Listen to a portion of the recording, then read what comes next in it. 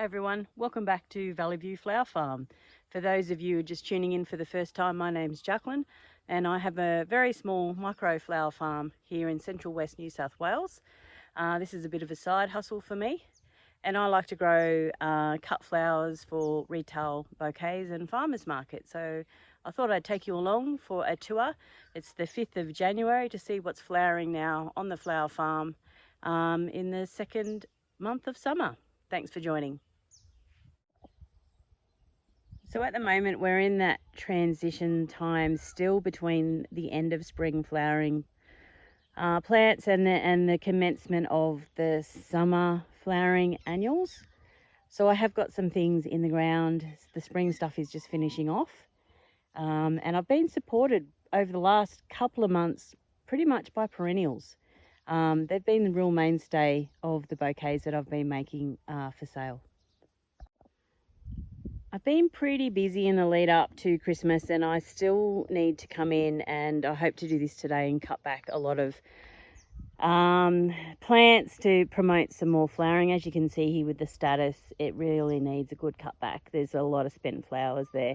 We did have a big rainstorm last night, so a lot of those flowers will be damaged. But the dahlias are coming in to their own at the moment. This is Winky Rhubarb. This is quite a nice one. I don't know that it's the best as a cut flower because it's quite a large showy dahlia. I use them in vases at home and they don't last as long as some of the other dahlia varieties. I might end up removing this one from the flower farm and putting that in my garden, and it's a bit of a process of elimination really with dahlias. I don't want to waste space with ones that aren't going to last in the vase. This one here is Mandalay. It's a little better in the vase, and I do pick them quite small. I don't pick them when they're fully open. Common advice is you need to pick them when they're fully open, but I find that if I pick them even less open than this one here, that they will still continue to open in the vase. And that way, I've even picked them like this. And with flower food, they will continue to open. So these are the front two beds. So status and the belly buttons have just finished. I need to cut the belly buttons back in this bed here. And I've started planting. I have some asters here. Some have gone really well, which you can see, which are the bigger plants there. And then I've got some tiny little seedlings in. I'm not sure whether they're too late or not. So this is the eastern side of the flower farm, and this bed is my spring bulb, so it's looking a bit daggy at the moment. I do have some granny's bonnets in there, but what I'm going to do is remove all the alliums which I've got in this section here and put them elsewhere where they can be on their own because they're getting smothered. And I'm going to remove all the daffodils out of here and put them in the landscape. I don't really use daffodils that much at the moment as cut flowers. I may sell some of the bulbs.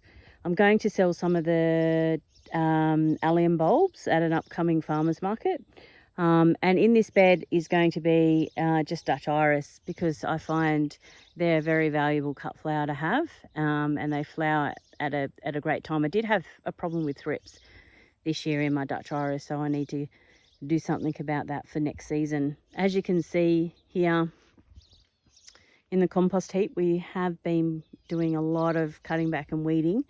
There's still a lot of cutback to be done, as you can see in the following beds. So in the next bed, this is red buttons, and I have been using this in bouquets. It's a Sanguisulba. Is it red buttons or red tanner? Something like that. I use the pink tanner quite a bit. So this is the first time this one's flowered. I grew this one from seed, and it dries quite nicely as well. It's quite tall. It would be over 6 foot tall. Next to that, I have my straw flowers, which haven't been great this year so far and will definitely benefit from a big cutback. I have had an issue with harlequin beetles, and they seem to have gone now. They usually attack my flowers in late spring. So now that they've gone, I'll cut all these back and the flowers will renew. some more granny's bonnets here. They were great in spring. And the feverfew, which is done, I need to cut this back. I didn't get to harvest as much. It came really late. It really peaked at Christmas, but after Christmas, like at that time when everyone's on holidays. So I didn't get to use as much as I would have liked, but I'll just cut that back down to the ground and that will renew hopefully for next year. Another bed that needs cutting back. This is Status. I dropped the ball on Status this year. I thought it would perennialize in my garden, but it hasn't really. I think I'm better off replanting every autumn for a new fresh patch of Status. But there is some really nice ones here. In particular, I like this. It's the purple, but it's got the little yellow florets. It's really quite nice, and I've got a lighter purple version of that as well. And then just a bed there ready to be mulched and replanted. This bed is a mess. The amaranth just came up. I'm not sure what to do with this bed. I've got a couple of beds of random perennials that I'm trying to suss out if I keep growing or not. And I just need to just sacrifice a few beds, I think, to perennials. This bladderwort has been great, and it's a great cut flower and it dries really nicely. But it's so big and floppy, so I need to do put that in I think I might relocate it and put it in a spot where I might use some metal flower support mesh. I think that'll hold it up a little better than what's happening now. It tends to smother. I had some carnations in here. I was trialing those. These are single stem carnations. They're really nice. They're probably better for a hoop house because the rain and overhead watering does damage them. But they've been really good. They've produced lots of flowers, more than I can cut. So I think I might have a whole bed of those. I'm trialing some other ones. I'll show you those later. And if I can have success with those, I'll definitely keep them. I know carnations are a relatively cheap flower to buy from a wholesaler, but I really like them, and I can cut them in this bud stage and they will open. So this bed is Lisianthus. I do have a love-hate relationship with Lisianthus. The main reason is I can't seem to work out how to grow it successfully. I have issues with wilting. I have issues with it browning off. I have tried everything. I've tried fungal preventatives. I've looked at whether I was watering too much, whether I wasn't watering enough. And now I'm trying to treat it for perhaps a calcium deficiency. I have some deficiency in my soil. You can see with these little seedlings here, these are a foxglove, a perennial foxglove, and you can see how they've started to yellow. There is definitely a deficiency in my soil, and I will have to get a soil test done, I think. I have treated these, and I'm just waiting to see whether or not the trace elements that I've applied have helped. So I'm thinking perhaps that's the issue with my Lisianthus. These look fine. I do need to do some weeding. We have a massive issue with paspalum blowing in out of the paddocks. It's a real pain in the bum as a summer weed. But these look nice now, and this is how they start, and then slowly as they get bigger they start to wilt. I'll show you another patch where I'm having particular problems. So Monarda, I do like Monarda. I need to cut this back a little bit. It does have nice flowers. I'm probably not watering this enough. I'm starting to see like the brown edging on the plant. This is a weedy patch I have to get to today. I did have some bunnytail grass in here, which has been really great.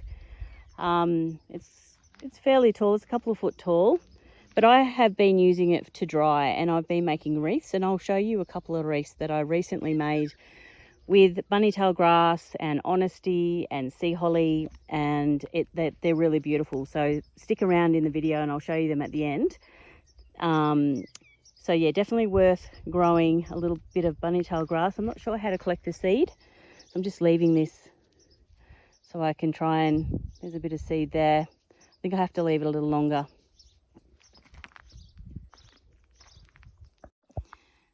So my mint is looking a little crispy. It needs to be cut back. We have had some really hot, dry weather. We had 6 mils last night in a bit of a storm, but not quite enough. We need a little bit more than that at the moment, considering it's been so hot here. So these are my delphiniums. Again, I need to cut these back, and these will reflower if I cut them back, and they will regrow and send up new growth from the bottom. The same goes with the crown of snow. I really need to cut this back, and it may send another flush of flowers. We'll see, but getting great tall stems on that now. More delphiniums, a few new spikes coming up. Some Asiatic liliums. I'm going to remove these from the flower farm. I'm just going to dig up these bulbs and put them in the garden landscape. The only reason is I don't sell them as cut flowers. The smell for me is overpowering. I've had a couple of pick some and put them inside, and I can't quite stomach the smell. I know it's a personal thing. But I get migraines and I'm quite sensitive to odour, so I don't really want to sell them with the smell.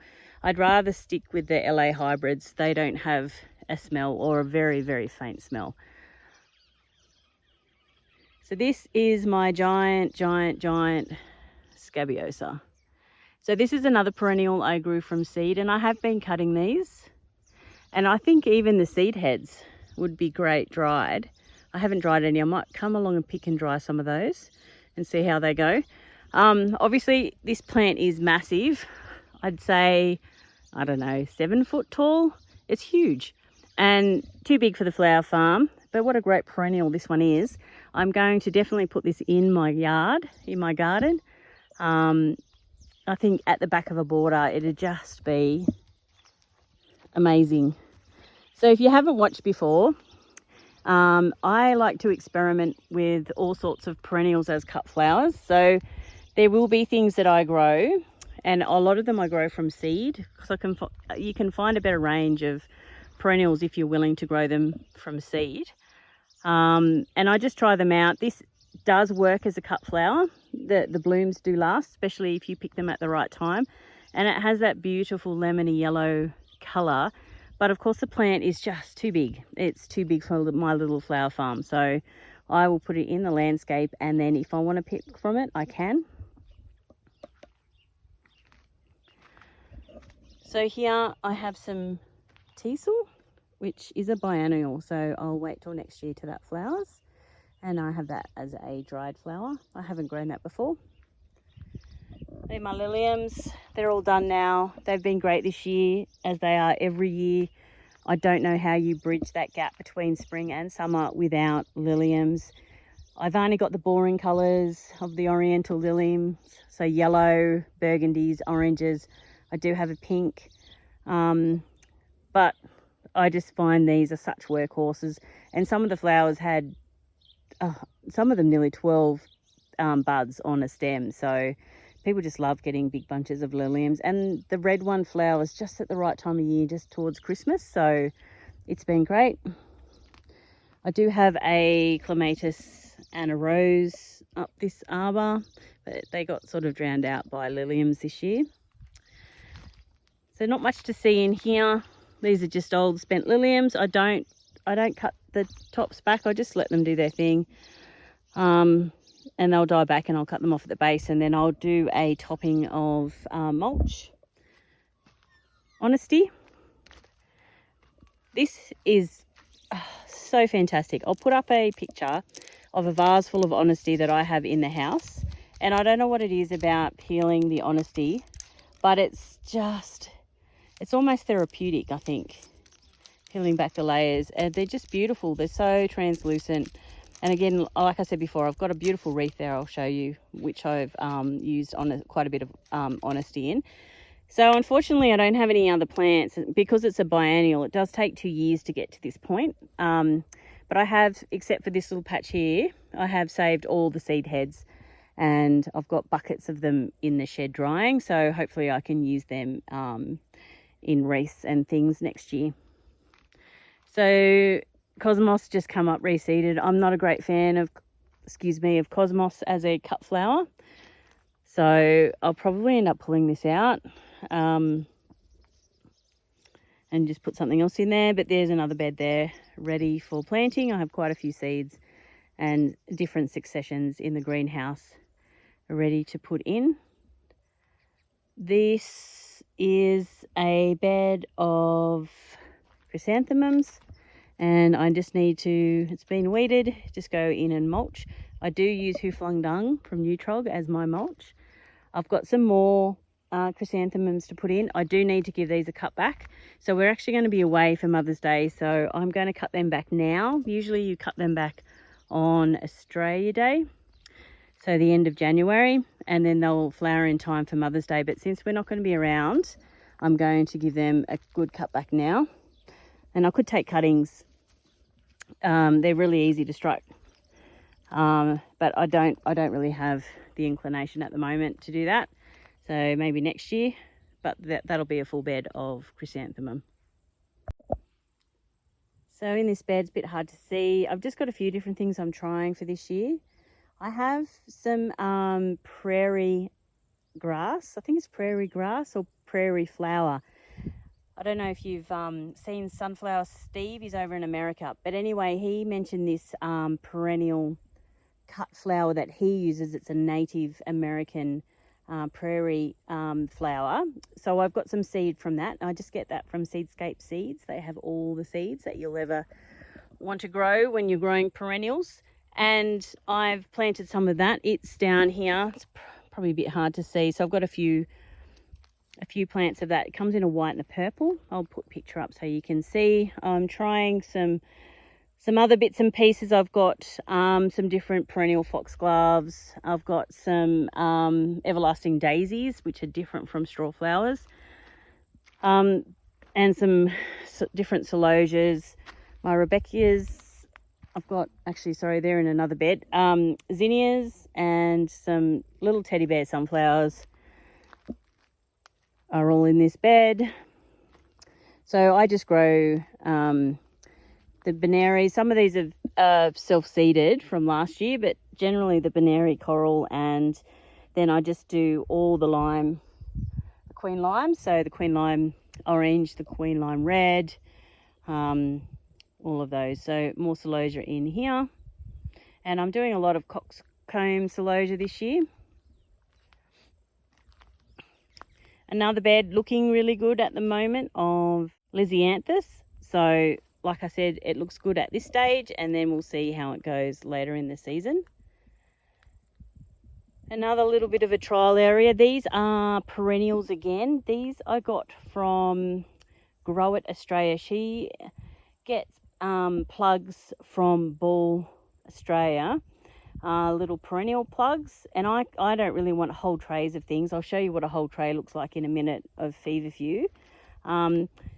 She gets whole trays from Ball and then sells them in little packs. They are a little bit expensive. However, for me to buy 6 or 8 of something is ideal at my scale. I don't need 100 or 288 perennial plugs. So this has been great. So I've got limonium here in 2 different colours, and some what are they called, carnations, some perennial carnations there. So that's a little patch there, and you know, as being a gardener, we all know how to take cuttings and divide and grow on and create new plants from perennials. So I think starting off small is the way to go, and then if I like that, I can you know, I can propagate more plants. So I've just got some, what is this? It's going to seed. I'm saving the seed. I need to come back and pick some of this off. It's a white, I can't remember what it's called. I'll put the name up. I didn't get to use much of it this year. Orlea, there we go. It'll come to me eventually. So there's some orlay. I didn't get to use much of this. I got inundated with bugs this year, and they were just attracted to the white flowers. So I'm just going to save the seed, and I'm going to try again next year. I'm going to plant it a little bit earlier and see if I can't beat the bugs. So this is my Morpho Delphinium, which I have cut back, and I'm hoping for a second flush. It's cut it back really hard. I've just got to top dress that with mulch now. I have fertilized it and just keep the water up. I'm hoping it acts like any other delphinium I have, which I can cut back down quite hard and it'll reshoot. I've got a big bed here of sea holly.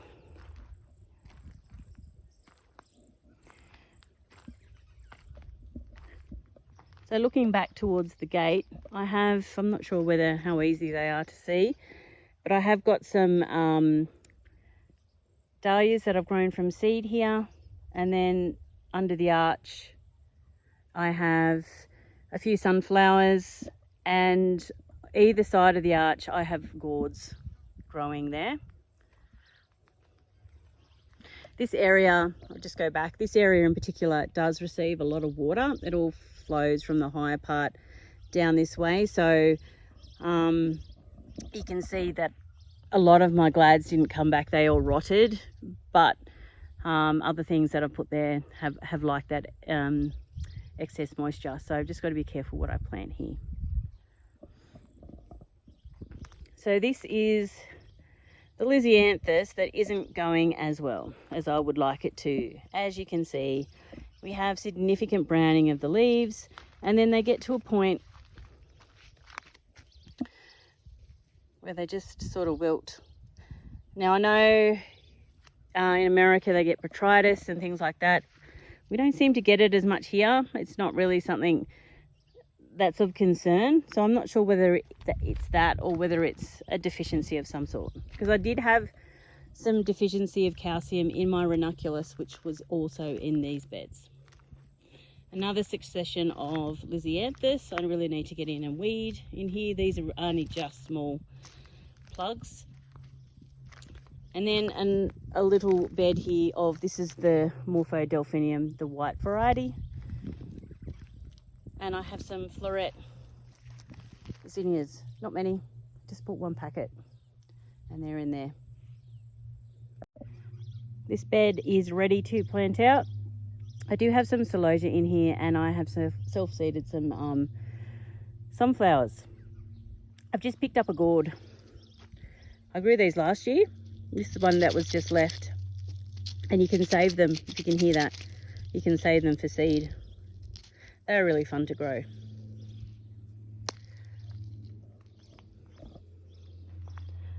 So in here I have, this is a full, half bed of feverfew, and so I've got these as plugs.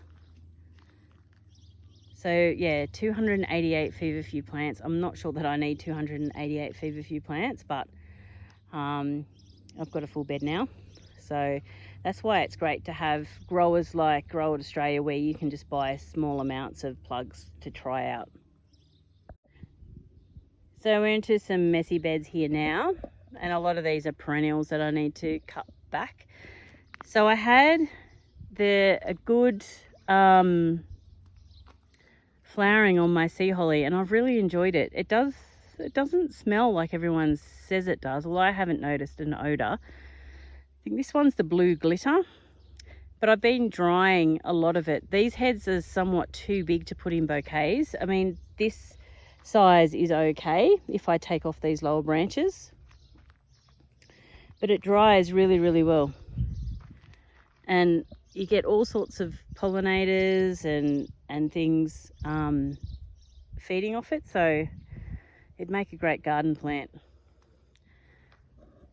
So the Veronica, the Skylar Veronica, I didn't cut a lot of this white one this year, and a lot of the reason was because of those pollinator bugs I was talking about, where they just got in and wrecked the flowers. So I'm just going to cut that back hard and give it a good fertilise, and hopefully I might get another flush. I usually do. This bed is perennial status, a couple of different varieties that I'm trying this season. And this, I have to say, is the most beautiful feverfew I have ever grown. It is way too short, but I'm going to dry some of it and see how it dries. It has the most beautiful flower. If only it was a couple of feet taller. This is a very weedy bed. In here has got a lot of perennials, a lot of my campanula. I just needed to get in and give it a good weed. We have a weedy amaranth here that's blowing in from the paddocks, and it's just been a bit of an effort to get to each bed and clear it out. So you can't see much in here. I do have some phlox flowering, which I usually pick, but I'm not doing many cut flowers at the moment. Over the summer break, I'll get started next week, but the phlox I can cut back to the ground and it'll reshoot. Perennial baby's breath has been absolutely fantastic. It's just about done now, and I have been drying heaps of this and using it in those wreaths I talk about, so I'll show you those. This is my mugwort. It's probably about 5.5 feet tall, and it usually flowers towards the end of summer. And it's my, I use it as a filler in bouquets. It is absolutely fantastic as a filler. So I've pretty much worked out how to have a filler throughout each month. And I might do a video on that, on the fillers I use for bouquets. That mugwort, white mugwort, grew that from seed, again, Seedscape seeds, and it's great.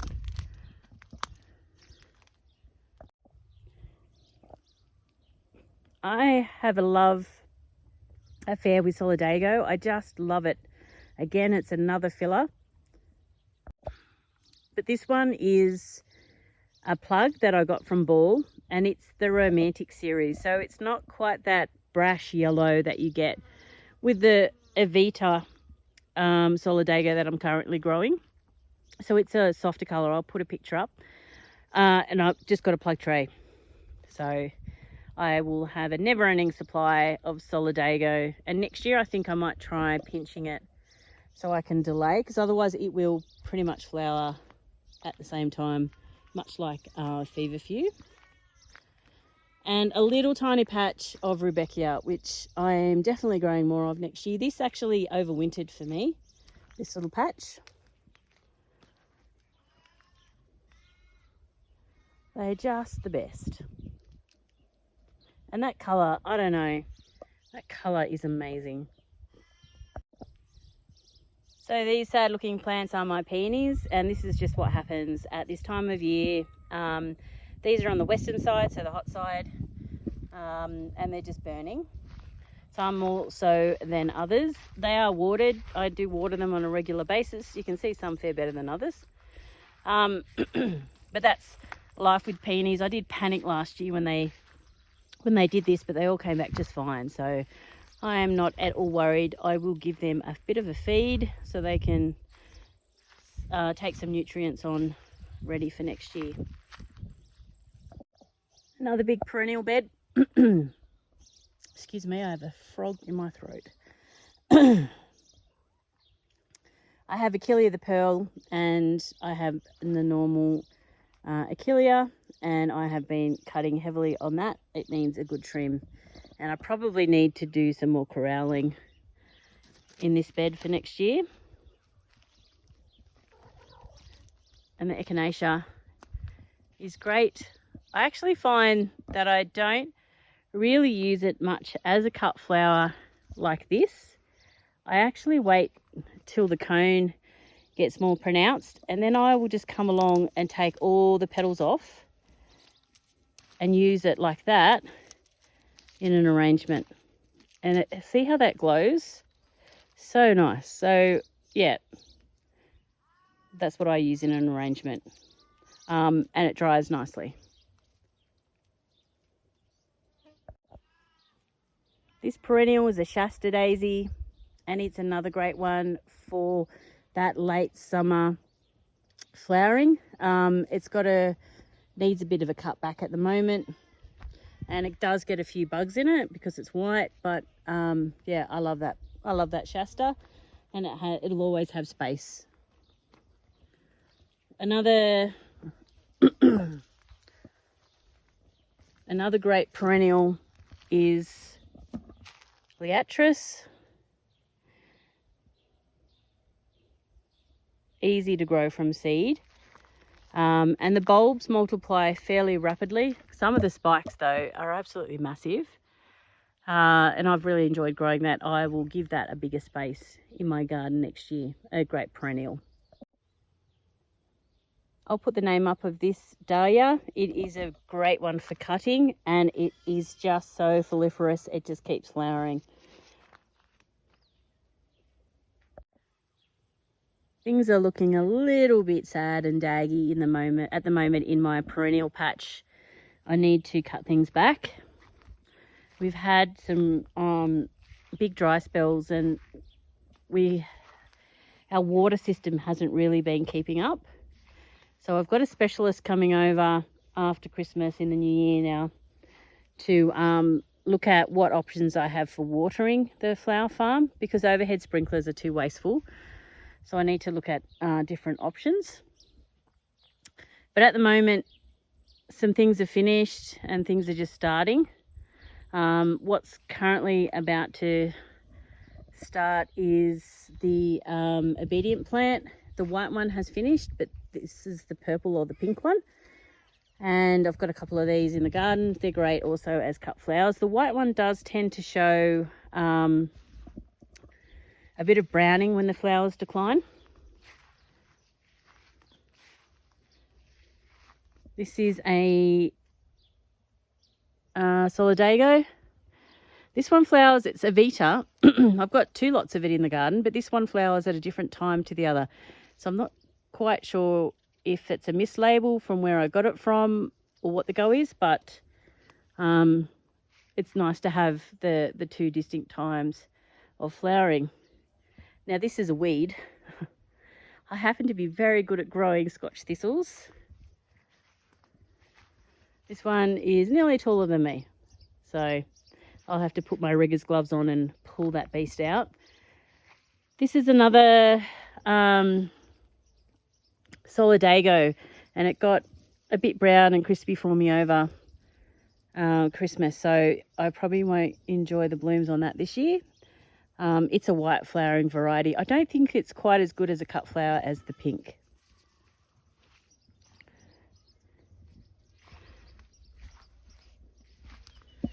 So this is one that I've grown from seed. This is a Rebecca. It's quite nice.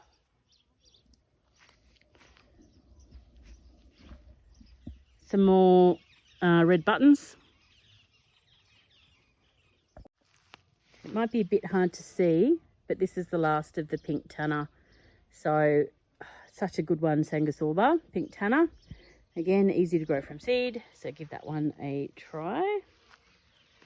This is Russian sage. I do use this as a cut flower, but it's a little bit past it now. I try and use it when the flowers are just starting to open. We had some gooseneck loosestrife. I did use quite a bit of that. And some Rebecca. I can't quite remember what this one's called. I'll have to, is it Rebecca Maxima or Prairie? Anyway, I'll put the name up. It is a good cut flower as well and looks really nice in the garden.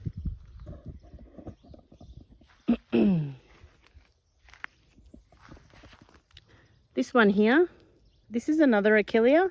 It's like Achillea the Pearl, except it's the pink variety, and it's really nice, and it flowers a little bit later. It's a little bit of a different form. It's a more fleshier form. And probably could do with a little bit of support, but I propagated this fairly easily. So yeah, I like this one. I'll put the name up on the screen. I got this from Woodbridge Perennial Nursery in Tassie.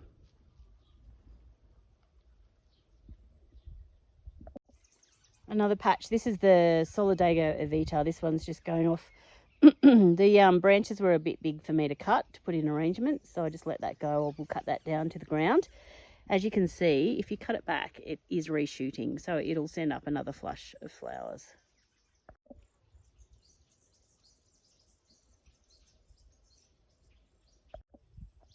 We planted some spuds just below the flower farm, and along the fence is where I'm growing my dahlias and my roses. Most of the dahlias I have, I know what they are. Some of them I have mislabeled or lost the labels. This one, which could be burgundy ball, and Brennan, which is beautiful.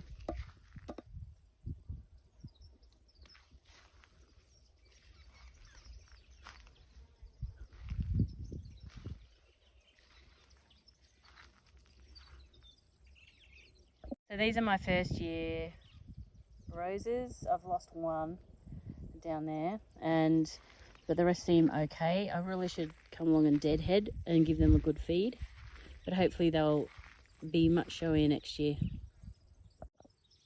So along here I've got my dahlias, and I've only got one of each, and then hopefully I can choose ones that I prefer as cut flowers and then increase the volume. I don't have a huge amount of room for dahlias. I just like having a few.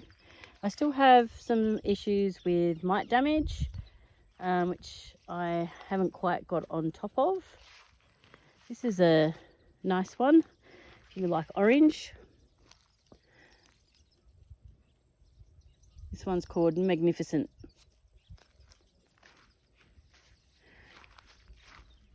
Little ball dahlias are always lovely too.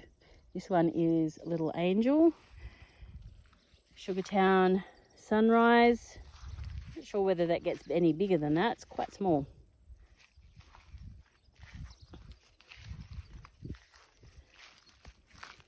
This one, I'm not sure which one this is, but it's one from last year, so I'll have to look it up.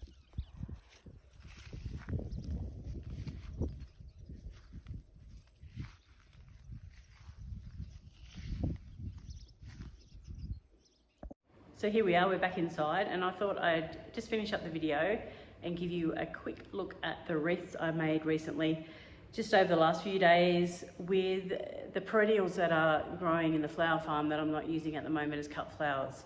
So let's take a closer look.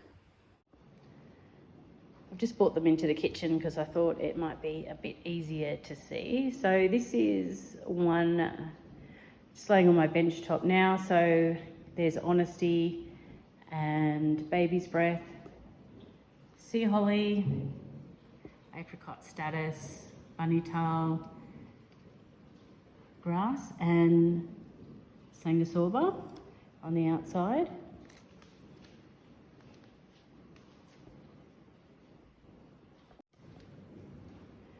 So I just hung that one on a chair there so it's a bit easier to see. And then I've got a neutral one on the other side. So it's the same, except with the addition of wheat.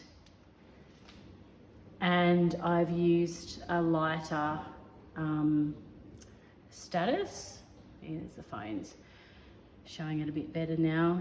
And I've also added, actually both I've added a little bit of dried feverfew as well. So this is the neutral one. And then yeah, that was the pink and blue.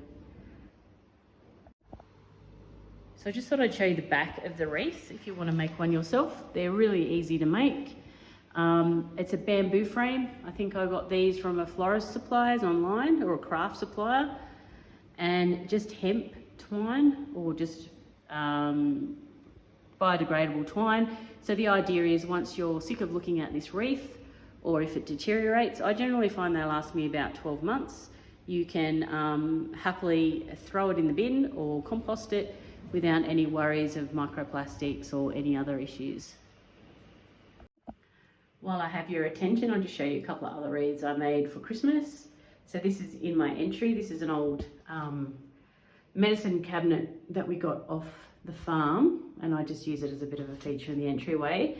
And then I just made this little wreath with wheat and bunnytail grass, status, a little bit of flax or linseed, just here. and all made of a willow base that I have picked the willow from my garden. This is just an old metal jug, again, found off the farm, and it just contains some honesty that I've peeled, and we just have this sitting on our fireplace here. This old dresser is a bit of a mishmash of things, and this is a Christmas wreath that I made. Again, the bamboo base, and then I just did like a half one. I'm still sort of experimenting. This one's quite colourful.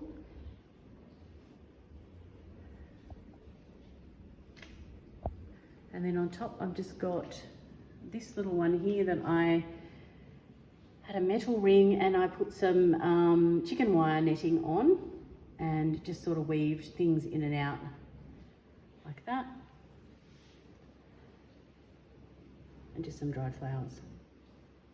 So there you have it, a little bit of a tour of the flower farm in what is probably leading up to the hottest time of the year for us in the central west of New South Wales. It gets hot generally in January, and then it peaks in February.